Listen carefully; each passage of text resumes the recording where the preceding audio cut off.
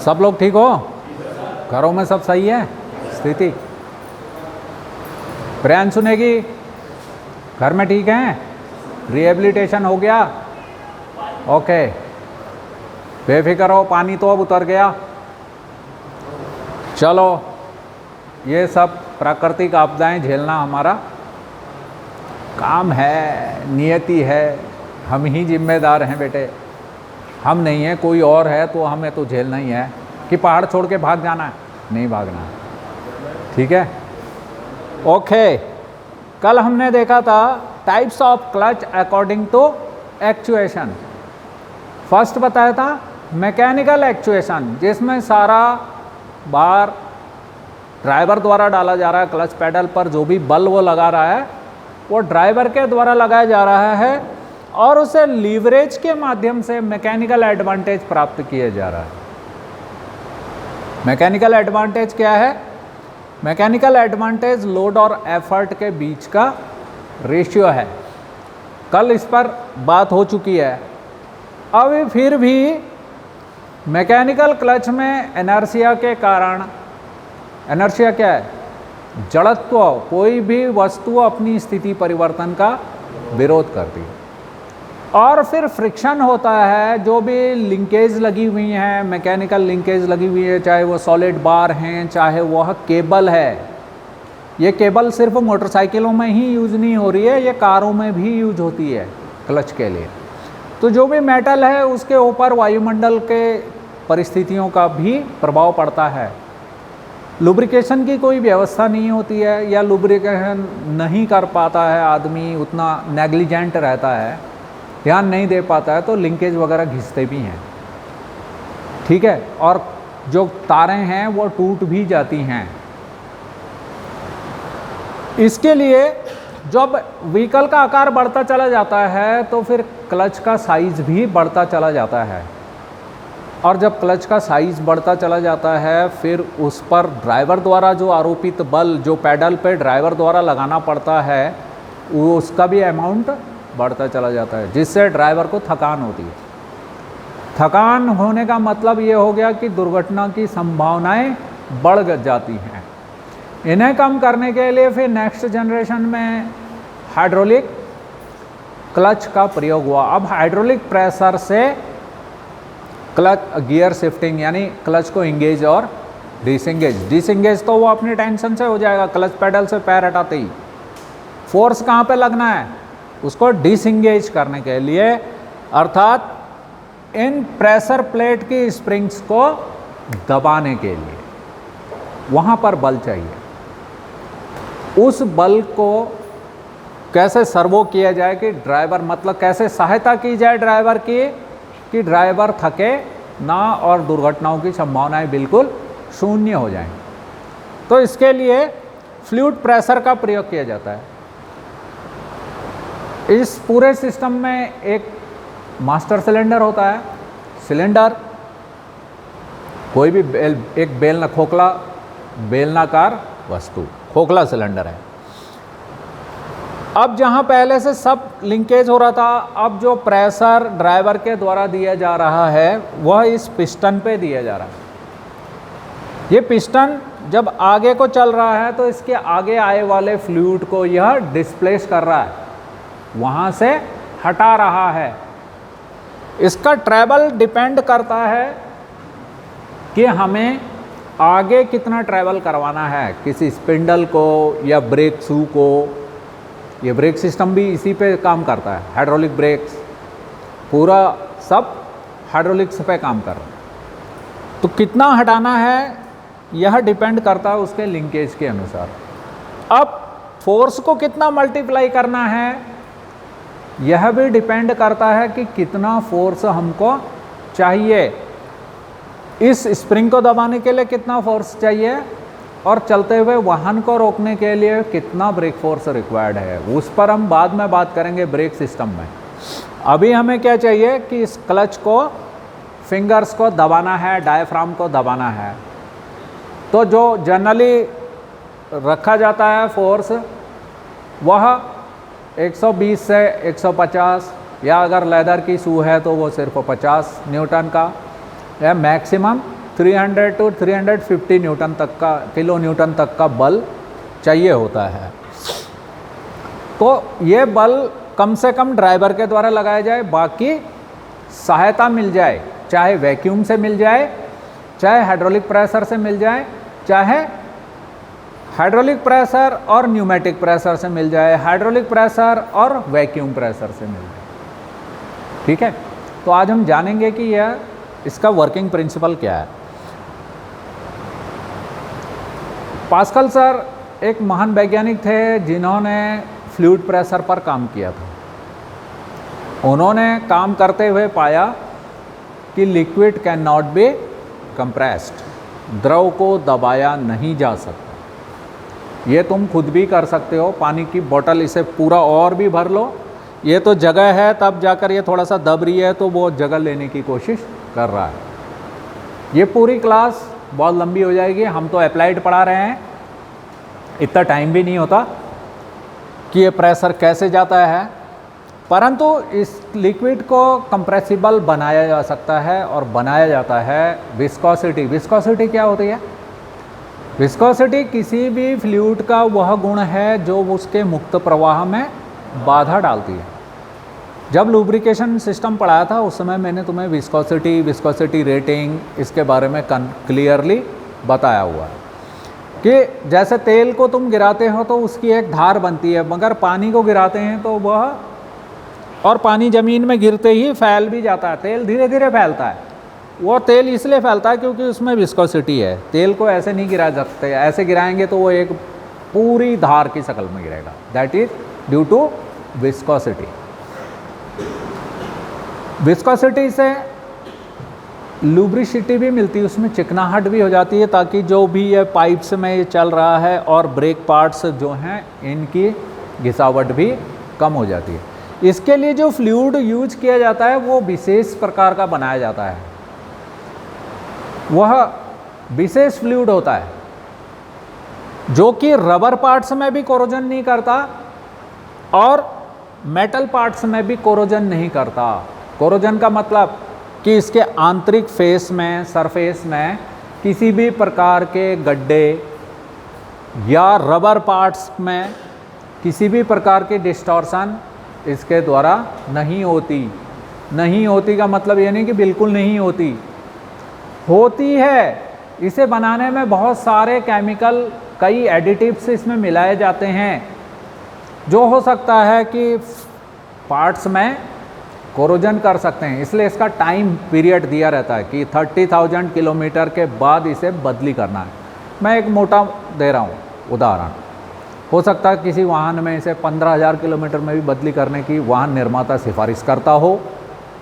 ठीक है, तो इसे टाइम टू टाइम पर चेंज भी करना होता है। वो इसलिए चेंज करना होता है ताकि इसमें जो पिस्टन है वो मेटल का है और जो सीलें हैं, कल मैंने इसका कंस्ट्रक्शन यहाँ पर बताया था कि उसमें primary seal, secondary seal, check valve, springs, returning springs.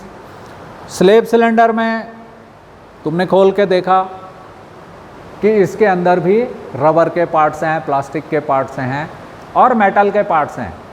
ये इन पार्ट्सों में भी कोरोजन ना करे। तो होता क्या है, पास्कल सर ने बोला कि अगर लिक्विड को दबाया जाए कंप्रेसिबल बनाने के बाद, तो लिक्विड पर पड़ने वाला दाब हर दिशा में बराबर होता है। हर दिशा में वह बराबर होता है। एक मास्टर सिलेंडर से चारों व्हील सिलेंडरों को भी जब ब्रेक फ्लूइड डिस्ट्रीब्यूट होता है तो उनका प्रेशर बराबर होता है। पर हमको कभी कम कभी ज़्यादा चाहिए, उसके लिए फिर दूसरी व्यवस्था वहाँ की जाती है। ब्रेक सिस्टम में ये क्लियरली समझ में आ जाएगा बहुत अच्छी तरह से।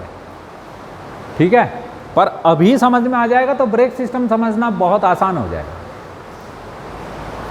इसमें मास्टर सिलेंडर से जितना भी फ्लूइड डिस्प्लेस होगा, कितना होगा, वह इस पिस्टन के क्रॉस सेक्शन एरिया के ऊपर डिपेंड करता है। समझ में आ रही बात? इस मास्टर सिलेंडर के वॉल्यूम के ऊपर डिपेंड करता है और पिस्टन के ट्रैवल के ऊपर डिपेंड करता है कि पिस्टन BDC से TDC तक कितना ट्रैवल करता है। इससे रिलेटेड कैलकुलेशंस हम सब ब्रेक सिस्टम में करेंगे, ठीक है, कि कैसे कैसे। अभी एक उदाहरण के तौर पर समझते हैं। एक मास्टर सिलेंडर है जिसके पिस्टन का क्रॉस सेक्शन एरिया है 6 स्क्वायर सेंटीमीटर। इसका क्रॉस सेक्शन एरिया है 6 स्क्वायर सेंटीमीटर और इस स्लैब सिलेंडर के पिस्टन का एरिया है 3 स्क्वायर सेंटीमीटर। इसका ज़्यादा है, इसका कम रखा गया है। हम इसे कम ज़्यादा कर सकते हैं जैसी रिक्वायरमेंट होती है, जितने फोर्स की आवश्यकता होती है उसी के अनुसार इसे डिजाइन किया जाता है। और मैकेनिकल एडवांटेज प्राप्त करने के लिए ये क्लच पैडल है जो कि यहाँ पर पिवट किया गया है, यानी ये क्या है, एफर्ट आर्म है जिसकी लंबाई है 300 mm और ये लोड आर्म है जिसकी लंबाई है 50 mm। ये L1 मान लो या L2 मान लो, इनका अनुपात लीवरेज रेशियो कहलाता है। क्लियर है? 300 डिवाइडेड बाय 50 लीवरेज आ जाएगा 6। ये 6 गुना ज़्यादा, मतलब अगर ड्राइवर ने 50 kg का बल दे रखा है तो यहाँ जाने तक वह बल कितना होगा, 300 न्यूटन का हो जाएगा। kg छोड़ो, न्यूटन, बल की इकाई है न्यूटन, उससे छोटी इकाई डाइन है बट न्यूटन में चलो, ठीक है। अब इसका नियम का जो है F/A, प्रेशर क्या है, प्रेशर क्या है, दाब, बल बटे क्षेत्रफल। एक कील आसानी से ठुक जाती है और उस एक चौड़ी रॉड नहीं ठुक पाती। क्यों नहीं ठुक पाती? क्योंकि कील के जो सामने का एरिया है वो छोटा होता है, तो दाब बढ़ जाता है। हमेशा F/A बराबर F/A ये कांस्टेंट रहेगा।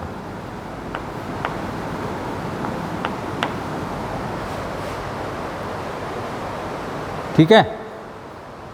अब यहाँ पर देखते हैं, ये यहाँ ड्राइवर द्वारा लगाया गया बल मान लिया 50 न्यूटन है, तो F1 बराबर हो गया 50 न्यूटन। अब हम इसे यहाँ पर कर देंगे F1/A1 बराबर F2 और A2। ये A1 है और ये A2 है। A1 6 स्क्वायर सेंटीमीटर है और F2 3 स्क्वायर सेंटीमीटर है। ये कैलकुलेशन करके हमने पाया कि अगर हम इसका 3 सेंटीमीटर का स्क्वायर सेंटीमीटर का एरिया रखते हैं और 50 न्यूटन का बल लगाया जाता है, तो हमको F2 यहाँ पर जो फोर्स मिलता है इस पे, जो कि आगे जाकर फोर्क में दबाव डाल रहा है, वह 150 न्यूटन का मिल गया। ठीक है। इस कैलकुलेशन को तुम अच्छी तरह से अपनी कॉपी में खुद भी करोगे। यदि एरिया दोनों का बराबर रख दिया जाता है, दोनों ही 6 स्क्वायर सेंटीमीटर के बना दिए जाते हैं दोनों सिलेंडर, तो यहाँ पर मिलने वाला बल 300 न्यूटन का मिलता है। 6 गुना बढ़ जाता है सीधा सीधा। यानी हमने देखा कि यहाँ ड्राइवर जो भी बल आरोपित कर रहा है उसका जो लीवरेज मिल रहा है वह उसके द्वारा लगाए गए बल से 6 गुना ज़्यादा मिल रहा है। इस तरह से ड्राइवर की थकावट को दूर कर दिया जाता है, परंतु इसके साथ बहुत ज़्यादा सावधानियां रखनी पड़ती हैं। यदि आपने इसमें यूज होने वाला जो ऑयल है, हाइड्रोलिक ऑयल है, ब्रेक फ्लूइड है, मान लिया .3 है, उसको टाइम टू टाइम चेंज नहीं किया, उसे 30,000 किलोमीटर में चेंज करने की इंस्ट्रक्शन है। आपने गाड़ी चल गई 60-70 हज़ार किलोमीटर, ध्यान ही नहीं है कि ब्रेक फ्लूइड भी बदलना है या क्लच का फ्लूइड बदलना है, तो उस वजह से ये क्लच पार्ट्स खराब हो जाते हैं। यानी इसमें लगे हुई जो सीलें हैं, रबर फैल जाएगी और फैलने के बाद वह जाम हो जाती है। इस स्लेप सिलेंडर में यही दिक्कत आई। कल हमने इसको पूरी तरह से साफ़ किया है, इसके अंदर ब्रेक फ्लूइड डाला है, तब जाकर आज ये थोड़ा चल रहा है। पर यदि इसे नहीं देखा जाएगा तो ब्रेक डाउन होता है, फिर गाड़ियाँ जंगलों में खड़ी हो जाती हैं और इसका फिर कोई उपाय नहीं होता। समझ में आ रही बात? मैकेनिकल क्लचों में तो तार टूट जाती है तो फिर भी कुछ न कुछ जुगाड़बाजी कर लेते हैं, पर इसके साथ ऐसा नहीं होता। बड़े जो ट्रक्स हैं उनमें इसकी किट पड़ जाती है, वो सिलेंडर भी बड़ा होता है, पर ये छोटी कारों में पूरी की पूरी असेंबली बदली होती है। छोटी कारों में, स्मॉल कार्स, पैसेंजर कार्स में pressure plate, clutch plate, release bearing completely change होती है।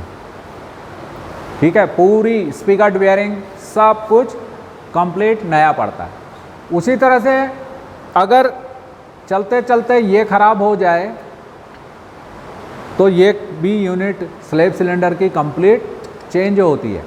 आजकल ना तो मास्टर सिलेंडर ओवरऑल होता, ना तो क्लच का स्लेप सिलेंडर ओवरऑल होता, क्योंकि इसका जो बॉडी है ये हल्का करने के लिए, वाहन के डेड वेट को कम से कम करने के लिए एल्यूमिनियम एलॉय के बनाए जाते हैं। यदि इसके अंदर घिसावट हो गई, सिलेंडर के अंदर घिसावट हो गई,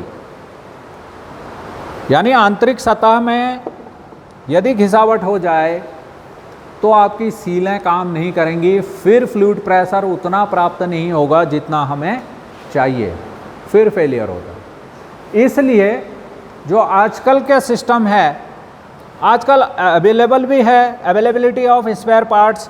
पहले वालों में ऐसा होता था, पहले से स्पेयर पार्ट्स अवेलेबल नहीं होते थे, आजकल स्पेयर पार्ट्स भी अवेलेबल हैं और एल्यूमिनियम एलॉय का ज़्यादातर प्रयोग हो रहा है, जिसमें ज़रा सा भी स्क्रैच लगने से वो पूरा का पूरा बोर ख़राब हो जाता है और एक ड्यू कोर्स ऑफ टाइम, एक समय के बाद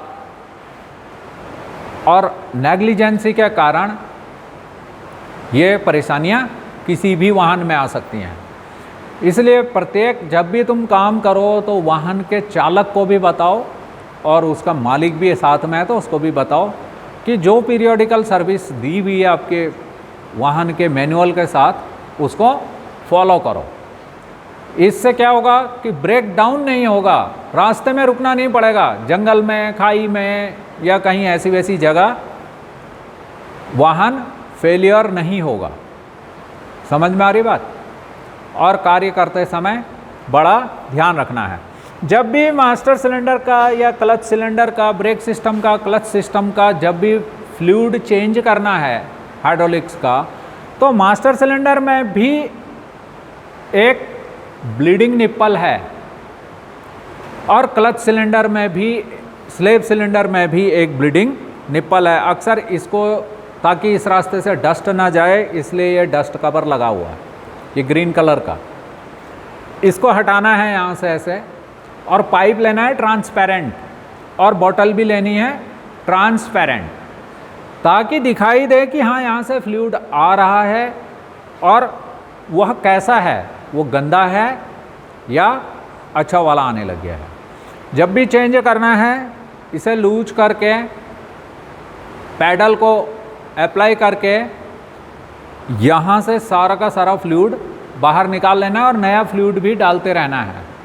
पैडल को पंप करते रहना है, फ्लूइड को इसको लूज करते रहना है। 2 आदमी चाहिए, एक गाड़ी में बैठा हुआ और दूसरा आदमी यह सब करता हुआ, जो सिलेंडर में कंटेनर में उसके जो रिजर्वॉयर में फ्लूइड भी डाले और ब्लीडिंग भी करे। ऐसा करने से जो पुराना ऑयल है वो उस तरह से सब बाहर निकाल लो और नया ऑयल डाल दो। तब तक पैडल करके इसे लूज करते रहो जब तक कि एयर बबल आने बंद ना हो जाएं। जब नया फ्लूइड पूरी धार में आने लग जाता है तो उसके बाद इसको फुल्ली टाइट कर दो और कैप लगा दो। पर कुछ वाहनों में ये स्लेप सिलेंडर बाहर की बजाय क्लच हाउसिंग के अंदर भी मिल सकता है, ठीक है। जैसे कि महिंद्रा की XUV 500, 300, 700 सब में ये अंदर ही दिखा है। गए थे तुम लोग OJT में? तब नहीं देखा जो उसमें गए थे सिद्धबली मोटर्स में। तो इस तरह से इसके साथ सावधानी रखनी है। यदि सब कुछ सही है उसके बाद भी क्लच ऑपरेट नहीं हो रहा है तो सबसे पहले कंटेनर में फ्लूइड के लेवल को चेक करना है, डेली चेक करना है, ब्रेक फ्लूइड के कंटेनर को भी और क्लच के कंटेनर को भी। यदि फ्लूइड कम है तो क्यों कम है इसकी जांच करनी है। वो लीकेज हो सकता है, वाहन जब चलता है सड़क में काफ़ी खड्डे वड्डे होते हैं, उभार होते हैं, इस वजह से पाइप कहीं बॉडी के साथ, चैसी के साथ या किसी अन्य पार्ट्स के साथ फ्रिक्शन कर सकता है। उस फ्रिक्शन के कारण वहाँ पर से पाइप लीक हो सकता है। कई जगह पर रबर हॉजेज होती हैं ताकि उन्हें आसानी से बेंड किया जा सके, मोड़ा तोड़ा जा सके। तो कुछ पार्ट तो मेटल के होते हैं, कुछ पार्ट्स रबर के भी होते हैं। हर एक चीज़ को चेक करना है। यदि वर्नआउट है, रिपेयरेबल है तो रिपेयर करना, अदरवाइज उसको रिप्लेस करना, ठीक है। टाइम टू टाइम पर इसे जो फ्लूइड को भी चेंज करना है और फ्लूइड को चेंज करने के बाद ब्लीडिंग ज़रूर करनी है। जितनी भी बार पाइप खोलोगे तो उस रास्ते से पाइप में हवा चली जाएगी और हवा फ्लूइड के रास्ते में रुकावट डालेगी, रुकावट डालती है। चाहे वह डीजल के पाइप खोले हों, चाहे वह ब्रेक लाइन खोली हो, एयर जब इंडक्ट हो जाएगी तो वह फ्लूइड के बहाव में बाधा डालेगी। तो सबसे पहले ब्लीडिंग करनी चाहिए। ब्लीडिंग करने का तरीका ये है, कंटेनर को पूरा ब्रेक फ्लूइड से भर दो, ढक्कन लगा लो। उसके ढक्कन में एक होल होता है जिसे ब्रीदर होल कहते हैं, ताकि एटमॉस्फेरिक प्रेशर मेंटेन रहे। जब ब्रेक पैडल को दबाया है तो फ्लूइड आगे चला गया है, तब भी वो जो ट्रैवल है, तब भी एक जो कंपेंसेटिंग पोर्ट है इसके पीछे, एक तो मेन पोर्ट है और दूसरा कंपेंसेटिंग पोर्ट है। प्राइमरी पोर्ट और सेकेंडरी पोर्ट भी इसको कह देते हैं। अंदर जो छेद हैं, उस रास्ते से जो भी फ्लूइड है अंदर जा रहा है। इसके अंदर एटमॉस्फेरिक प्रेशर को भी मेंटेन करके रखा गया है। जब फ्लूइड वापस आ रहा है तो उस सिस्टम से यहाँ से फ्लूइड को यहाँ आने में थोड़ा समय लगेगा। ये लगा है चैसी के साथ, दोनों ही चैसी के साथ लगे हैं मगर थोड़ा सा दूर दूर हैं, तो वापस आने में थोड़ा समय लगता है। जो पार्शियल वैक्यूम बन रही है वो कंपेंसेट हो जाती है इस कंपेंसेटिंग पोर्ट से। जब पिस्टन पीछे को आता है तो वहाँ से थोड़ा सा फ्लूइड फिर से इस वाले चैम्बर में आ जाता है, ताकि और जब यहाँ का गया हुआ फ्लूइड भी वापस आता है तो अब तब वो दोनों ही अपने लेवल को फिर कंप्लीट कर लेते हैं, ठीक है। So it's enough for the day. Have a great day.